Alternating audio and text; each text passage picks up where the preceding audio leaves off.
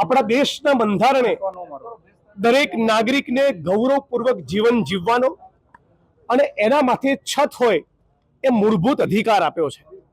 આ બંધારણના અધિકારોનું હનન કરી રાજ્યની સરકાર અને પ્રશાસન દ્વારા મોટા બિલ્ડરો, પૂંજીપતિઓ, ઉદ્યોગપતિઓ અને ભારતીય જનતા પાર્ટીના આગેવાન નેતાઓના ગેરકાયદેસર બાંધકામો નહીં તોડવા અને જે ગરીબ માણસે પોતાના જીવનની કાળી મજૂરીની પાઈ જોડીને કાચું પાકું છાપરું બનાવ્યું હોય, નાનું મોટું મકાન બનાવ્યું હોય, એને તોડી પાડવું।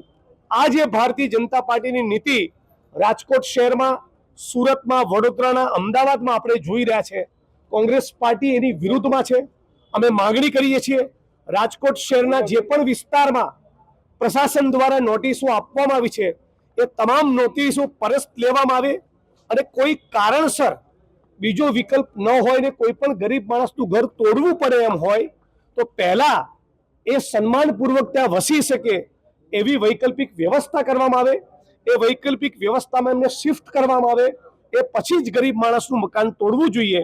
ઉપર આબ અને નીચે ધરતી આવી પરિસ્થિતિમાં રાજકોટના નાગરિકોને લાવી દેવા, એના માટે રાજકોટ વાસીઓએ ભારતીય જનતા પાર્ટીને વોટ નથી આપ્યા।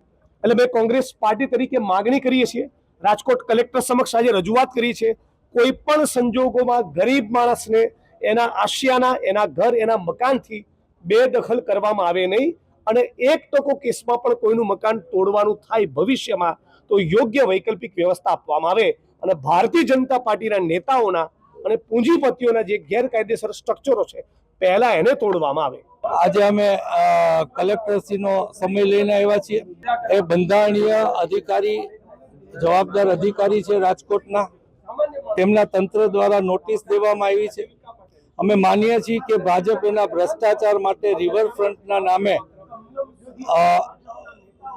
લાખો વાર જગ્યા ખાલી કરાવી, એમાંથી પાટલી રિવરફ્રન્ટના નામે ખાલી કરાવી અને બાકી જે ભ્રષ્ટાચારની એની ભૂખ છે એ ભાજપ પૂરી કરવા માંગે છે। એમાં કલેક્ટર તંત્ર અને પોલીસ નોટિસ ફાળવવા દેવા માટે પોલીસ તંત્રનો દુરુપયોગ કરી અને જે નૈતિક 25 કે 50 વાર જગ્યા એ કોઈ પણ આ દેશના નાગરિક કે જે માલિક છે એનો અધિકાર ગણાય, એ મફતિયામાં વસી અને આ રાજકોટનો મજૂરી કરી, ક્યાંક કામદાર તરીકે ફેક્ટરીમાં હોય, ક્યાંક ડ્રાઈવર હોય, ક્યાંક સિક્યોરિટી વાળા હોય, ક્યાંક સફાઈ કામ કરતા હોય, કોઈના ઘર સાફ કરતા હોય, કોઈની ઓફિસ સાફ કરતા હોય, એ રાજકોટનું જે ડેવલપમેન્ટ થયું છે એ આ 40-50 વર્ષથી ત્યાં વસતા લોકોને આધીન થયું છે, એનો સિંહ ફાળો છે। ત્યારે એ લોકોને બેઘર કરવાનું કામ કલેક્ટરે જવાબદારી સ્વીકારીને ન કરવું જોઈએ। કલેક્ટર અને એના તંત્રનો પગાર લોકોના મતમાંથી થાય,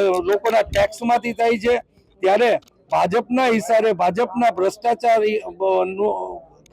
કાંડ એ પૂરું કરવામાં કલેક્ટર સામેલ ન થાય એવી અમે આજે એમને વિનંતી કરવા આવ્યા છીએ।